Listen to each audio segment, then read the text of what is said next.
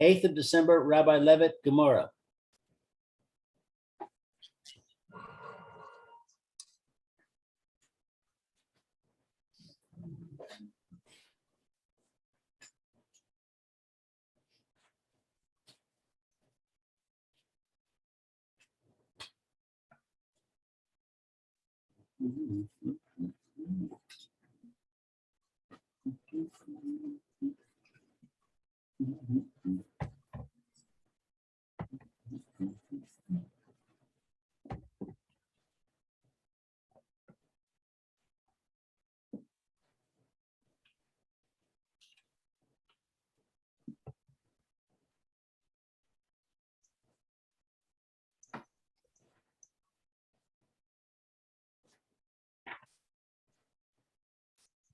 Hello.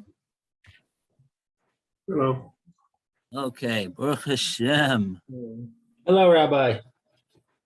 All right, sorry for the delay. Thanks for the link. And now I gotta go link. Save that link. save. How do you save the link? It's always the same. Save the email. Save the email. Save Yeah. the email. Get your wife to tell you how to do it. You can create a folder called Word or called Samanafshi or something like that and put the email in there. And then whenever you need it, you just go to that folder and click on it and you'll see that email. Okay. Okay. That's how it works. Good. Okay, so all right, so we are in Bava Kama, and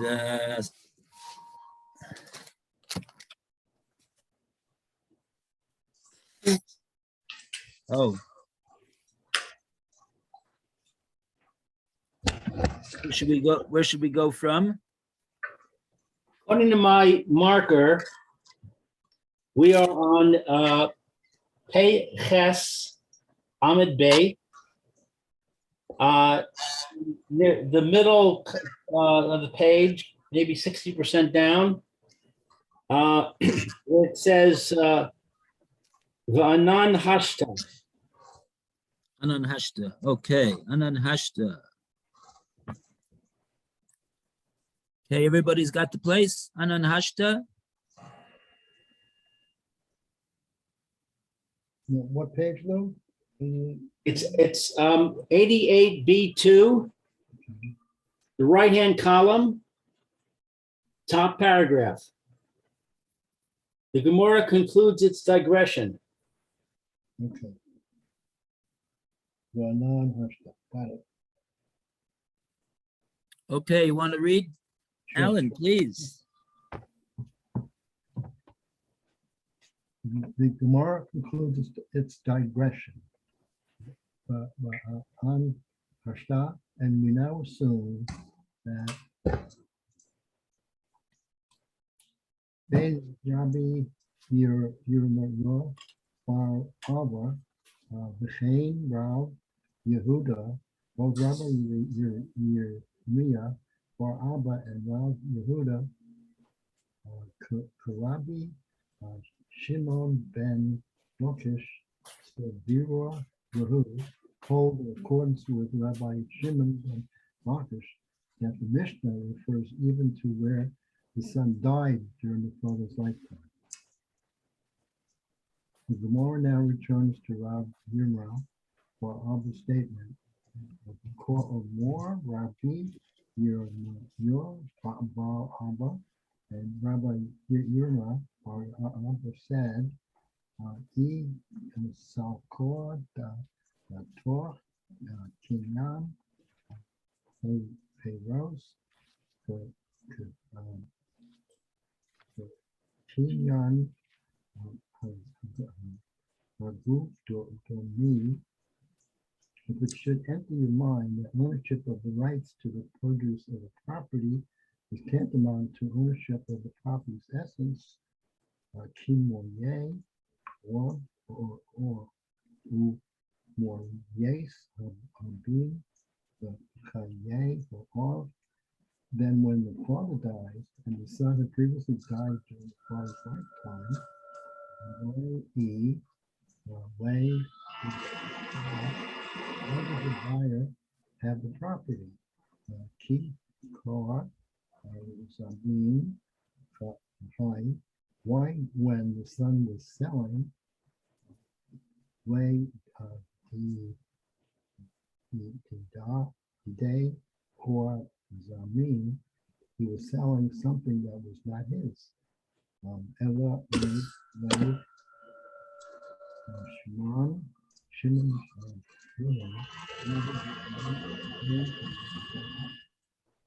Kinyan Paros, played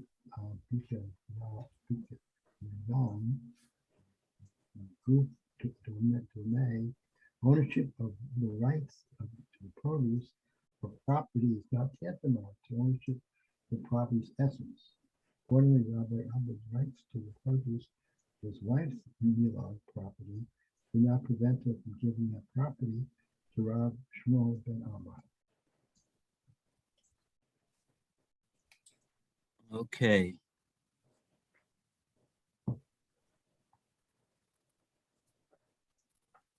Okay, so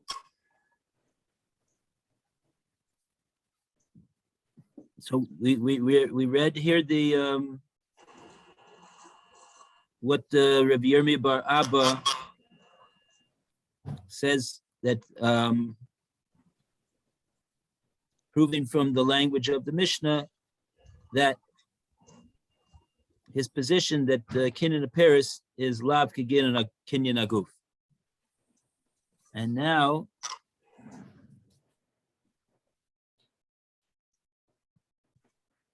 do we have any Rashi over here?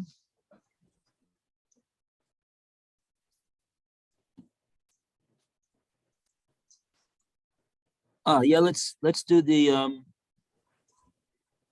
Haresh Lakish Sphira Lahu. It says it's like 5 narrow lines down from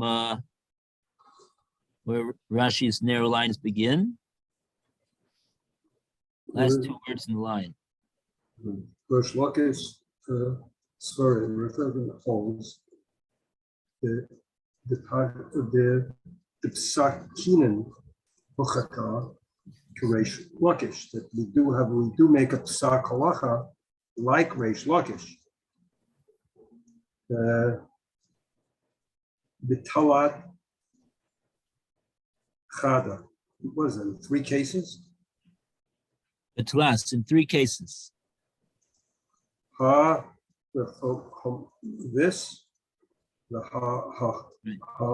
Cholech, the Ma'oberet, someone who goes after someone who's a pregnant woman there. We go after him in terms of not pregnant, is that in terms of Rosh Chodesh? Someone who Choletz. Choletz. What's Choletz? From the word chalitza. Chalitza, it's separated. He gives the surviving brother gives chalitza. Oh yeah, okay, giving chalitza to someone who's pregnant. Yeah, the surviving wife is Mubaris now. Seems Right. like. Yeah, but then you would have to hold off and not give the chalitza because maybe she will have somebody from before that. Yeah, it's a bit of a Right. Why rush it out? It's whether or not you're supposed to do yibum for the surviving brother because he didn't have to give the zera to the brother. But if she's pregnant already, what do you have to give her zera yet? You don't know. Yeah, so I'm not sure what the issue is over there. We'd have to look up the Gemorrah to see exactly what the machlokes is over there. Since it's not our subject, we're just gonna pass it over. Yeah, and the third thing is matana and some kind of gifts. Masna be'emsa. Yeah, very, very. Yeah. And this is all in Perika, in the Perikam Chacholitz, something in Yebamas. Okay, it's in Yebamas. Yeah. It's Why? basically, the Rashi's basically saying the halacha is like Resh Lakish in this case. Only in these three cases. Right.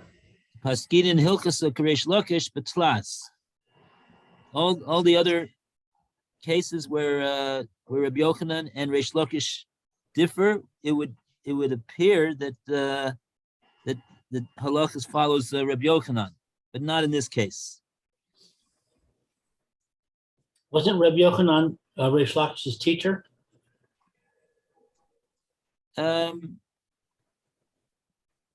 He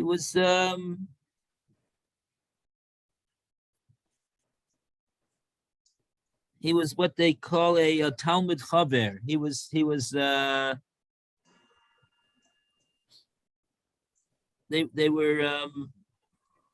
were actually Reish Lakish was the one that used to learn with Rabbi Yochanan. They were chavrusas, but Rabbi Yochanan was the one who Makareved him, right? Reish Lakish was a bandit, and Rabbi Yochanan said, "I'll give you my daughter, Torah." Yeah, that story in Bava Metzia, right? Okay, so then he became a observant, and then he became the chavrusa of Rabbi Yochanan. That's all the same people, right? Yeah. Okay. But yeah,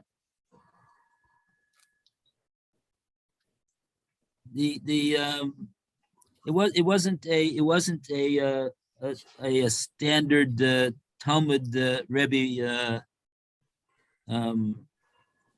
relationship that they had with one another. Right. Reish Lakish was not your ordinary Talmud.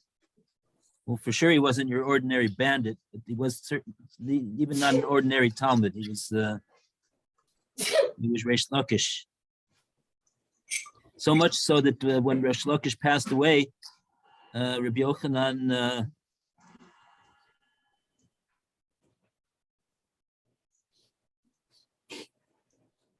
not able to continue.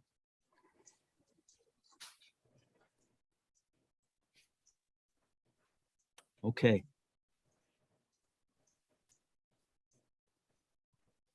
So in any case, this is one of the three that the halacha follows Reish Lakish, because perhaps part of the reason why Rashi says that is because here we see that both the Rabbi Yirmiyah bar Abba and Rabbi Yehuda agree with Reb Shimon ben Lakish, and not with Rabbi Yochanan. They both agree to him. And what he says is that the ownership or the rights to the produce is not equivalent to the rights to the ownership of the whole thing. Right. And that machlokes, both of them agree with to the side of Reish Lakish, not to Rabbi Yochanan.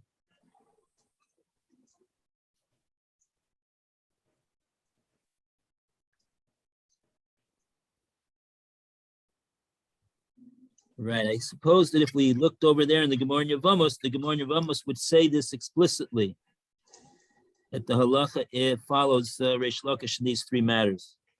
Right. Okay. Now the next thing that Alan read over here was that Rabbi Yirmiyah bar Abba, even though he agrees with Rabbi Yehuda that the halacha follows Reish Lakish, but nevertheless they have a disagreement between them. In the case of the mother who deeded the Niksei Malug to her son while she was still married to her husband, not the father of the son, by the way. Right. So here, Rabbi Yirmiyah bar Abba adducing proof to his side from this Mishnah that he quoted over there. Which is strange since Rev Yehuda also agrees to it. So that can't not be the source of the difference. Well, the dispute is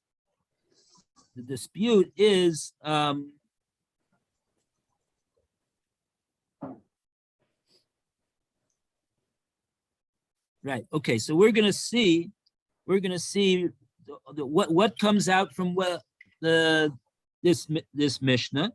Rabbi Yehuda Abba says he says like this. You see from this Mishnah that you have a proof that Kinyan Paris is Lav Kinyan Aguf. Step one. Step two. Okay. And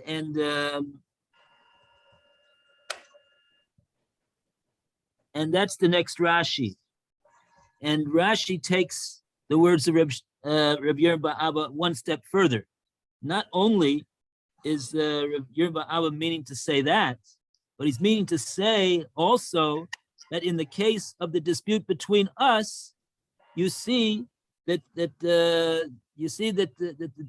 din should be like I say and not like you say, Rabbi Yehuda. So let's take a look at this next Rashi. And now we're in Rabbi Yehuda in a moment in the Gemorrah. He's going to explain his position. But before we do that, let's take a look at the Rashi. Dibra maschil elalav shmamina. Louis, you want to do that, Rashi? Sure. Ella lav shmamina, lav kinyan haguf dami. Rather, is it not that we derive from this that a interest in or a acquisition of the essence of the property is not similar to acquisition of the rights to the property, to the produce. Hani, yeah. Nixay Malug. With Nixay Malug, Hakinuyin Bechaye Labal, the Kinuyin is the rights of the husband to the produce.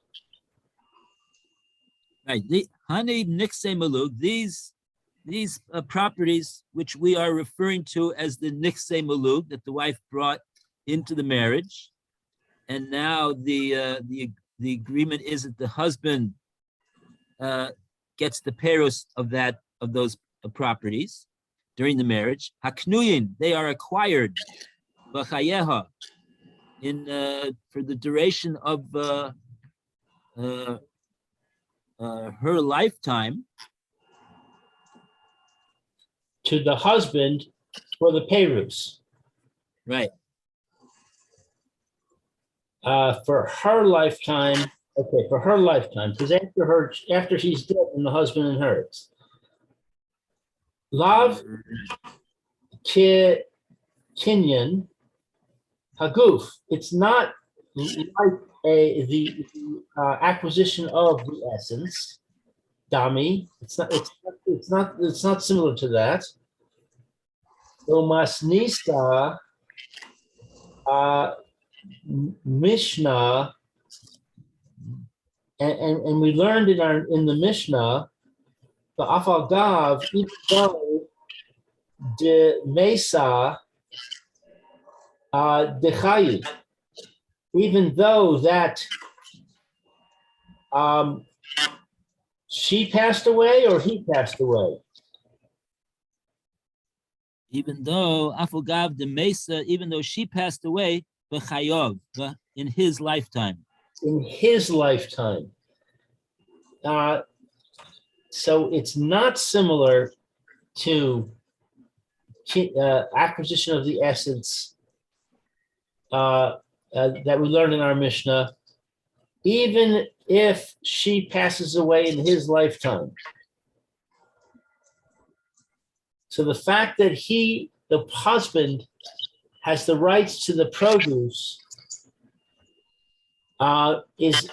does not give him the right to the essence, even when she passes away.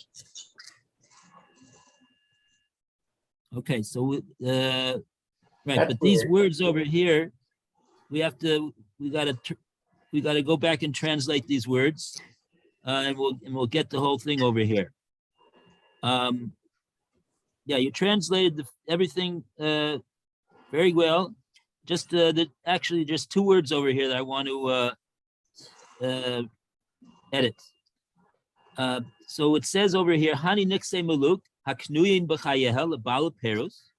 These Nikse Maluk that are acquired to the husband for Peros, to get the produce of those properties, to get the produce of those properties B'chayeha during her lifetime, Lav Kekinin Aguf Dami. They do not constitute any acquisition whatsoever in the property itself.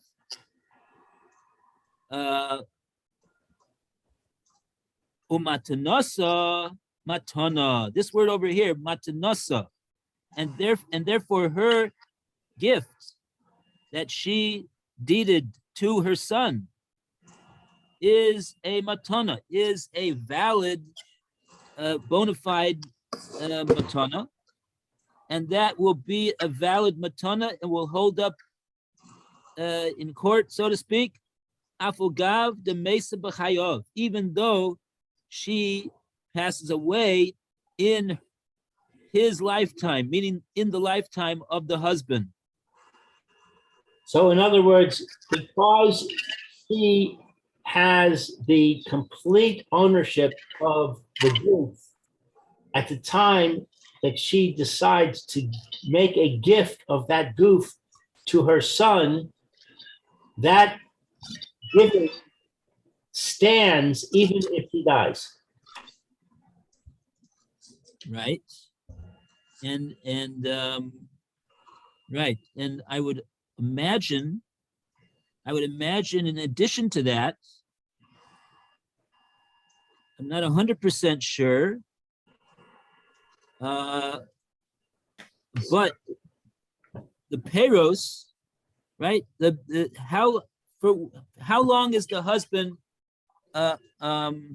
being given the acquisition of the produce of these properties according to this deal? I don't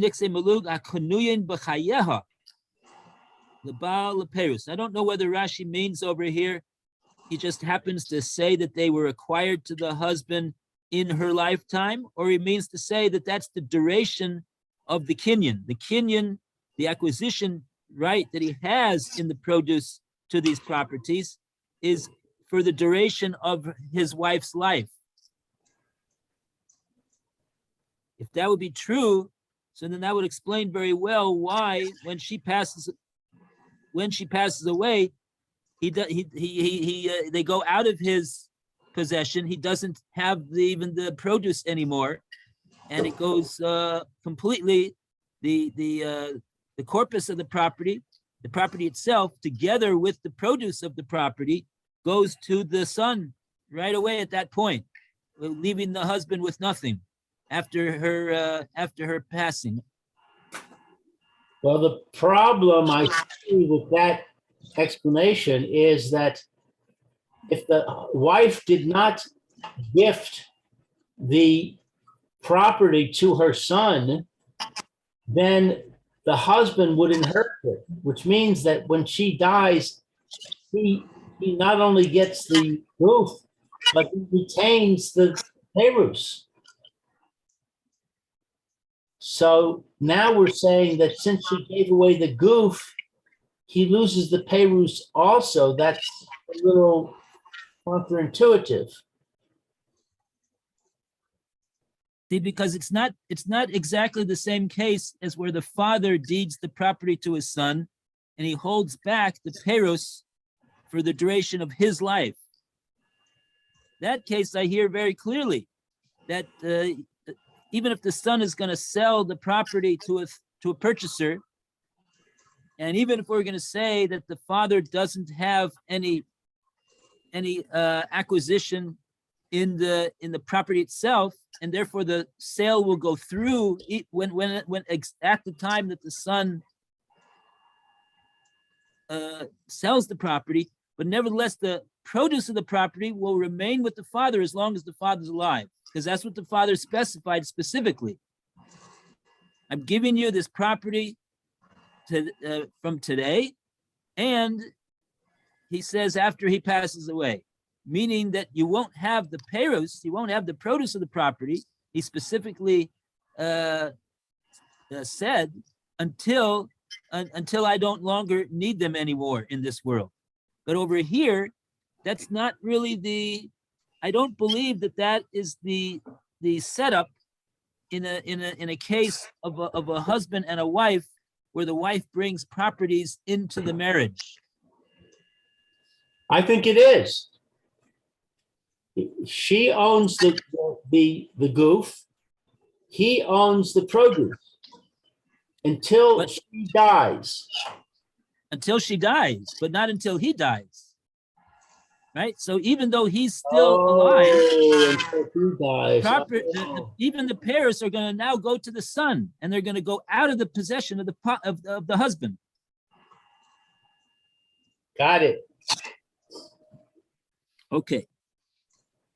So now, what we saw here is that Rashi extended what Rabbi Yehuda Abba said one step, and he's saying that not only in the case of the Mishnah, which is talking about the father deeding the property to the son, do we say kinyan peres kinyan aguf, and that's the controlling factor over there, and we see that is the case.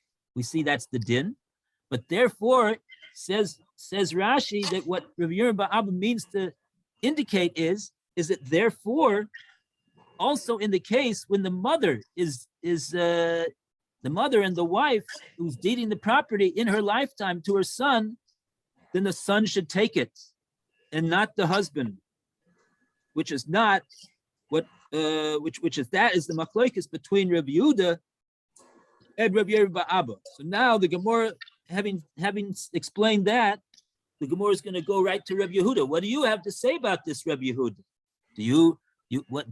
How are you going to respond to Rabbi Yehuda Abba's proof, which is proving that acquiring the produce is considered acquiring the property itself, and if so then the property in the case of the mother should go to the son. What is he going to say to that? This is what we're going to do right now. Adru lekame de Rabbi Yehuda. Okay. Let's see. Who do we have now? Roy's not here. Okay. So who wants to read this now? We have a long Gemorrah over here when you have a long Rashi, so you could split it up if we have time. We don't have time. Okay. Okay, whoever wants to read, please do. While we have 6 minutes left. Well, I just read the Rashi, so Bill should read the next Rashi, so Alan should read the Gemorrah. Okay. Alan's elected. Story continues.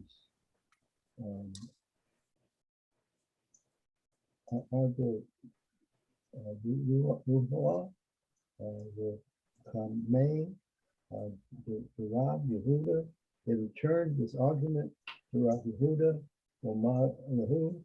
He dismissed it. He said to them, Hoshu Omar Shemuel, so said Shemuel, Zo a Yona,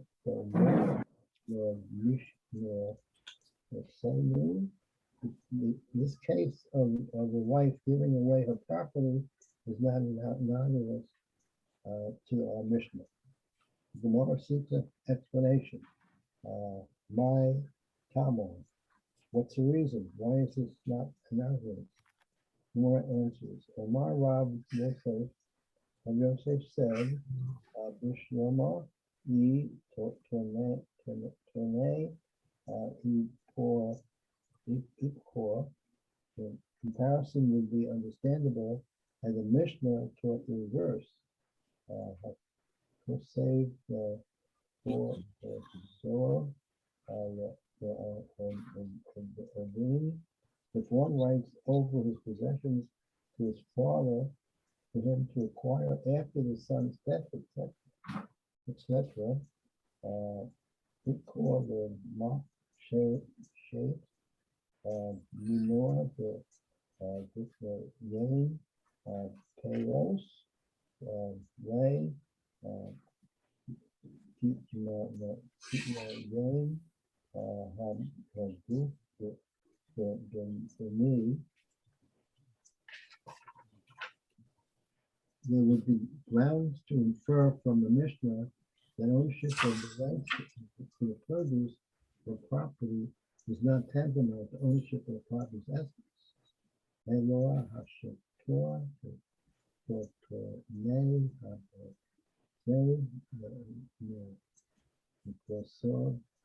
we know, but now that the Mishnah has taught, if one writes all his possessions to his son, etc., Mishum, the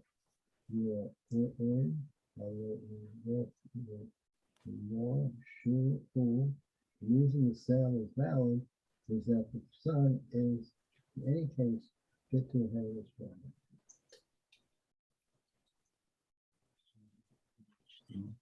איתן יפחה הכוסים לחסים באביב, אקלה מפשט מן הכנן הפרס לב, כנן הגוף דומי. Okay, so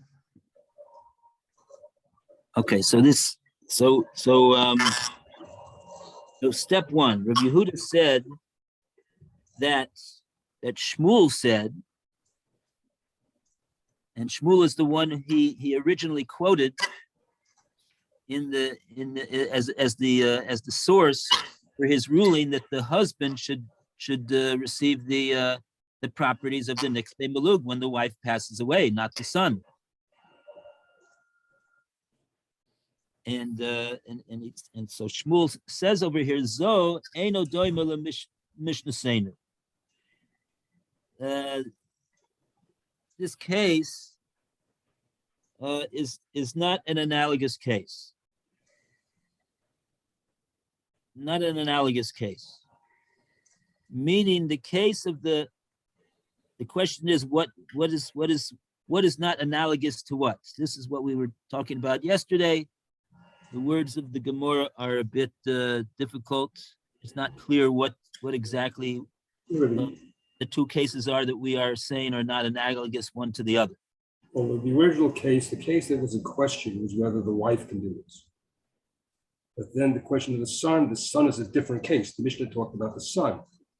And the son did have some sort of inheritance rights. If the father died, the son would get it. However, the wife doesn't have that inheritance right. The father died, if the Baal dies, his wife doesn't inherit him. Passes the son, it doesn't pass to a wife. Is that true? What happens to the produce if the husband? We're talking about the property itself. We're not talking about the produce. That's the question. Is it the same rules for produce or not? But as far as the goof is concerned, the son can be a yoresh, but a wife cannot be a yoresh in the property itself. So then the question is, must one follow the other? The rights to the produce gives you the rights to the property, so therefore it is relevant. No, that's what the dispute is. Does the rights to the produce give you the rights to the property? That's what the question is. That's the difference between the Mishnah and the Brisa. That's what we're trying That's why it's relevant. What happens to the produce if the husband dies? Right. Well, that's why there's two opinions. It's not one opinion. One says one and one says the other. No, but the question is, are the two cases analogous? They're not analogous. They're Supposition, not they're analogous. not, They because can't, the son. right, they're not analogous because Wife one can doesn't. be an inheritor, one is not an inheritor. Maybe the wife does inherit.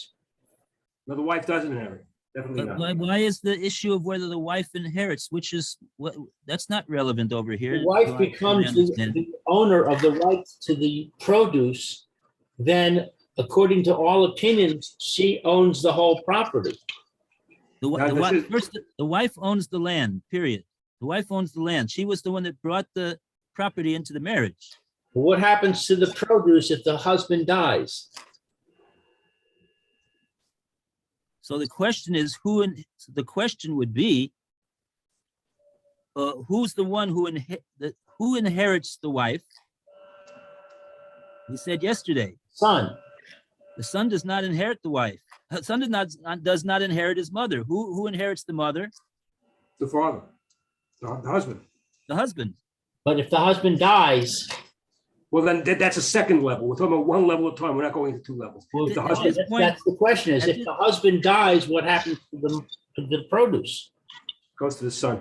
The husband is alive though. Why are we talking about the husband dying? Because we're Husband's comparing alive. two cases, and we're saying in one case there's an inheritance, in the other case there isn't. And I'm saying, how do we say there isn't an inheritance in the other case? Maybe there is an inheritance. Okay. It's getting late now, and I think tomorrow we'll do the Rashi on this. Okay. Maybe that'll help explain it. Thank Okay. you. Yeah, maybe we'll see Maybe if have a good Rashi- day. Be well. Okay. Shkoyek to everybody. Shkoyek to Lou for hosting the meeting. Amen. Have a great day. Okay, take care. 4 o'clock. Do the mitzvahs. All the best. Take care. Back to 4. Bye. Bye, Lou. Bye, Phil. Bye, Alan.